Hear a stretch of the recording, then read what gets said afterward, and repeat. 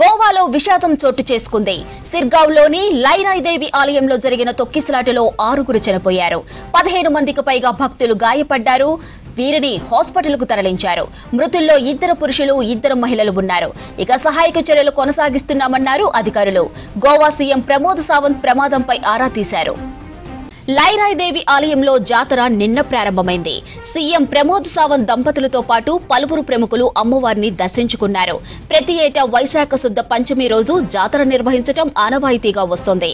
భక్తులు భారీగా తరలి రావడంతో తొక్కిసలాట జరిగినట్టు సమాచారం.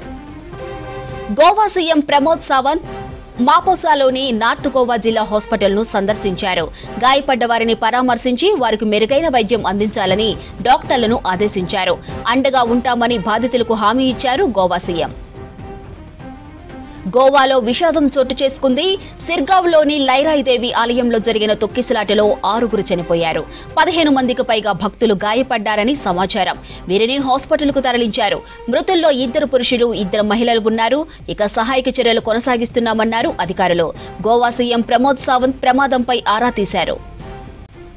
లైరాయిదేవి ఆలయంలో జాతర నిన్న ప్రారంభమైంది. సీఎం ప్రమోద్ సావంత్ దంపతులతో పాటు పలువురు ప్రముఖులు అమ్మవారిని దర్శించుకున్నారు.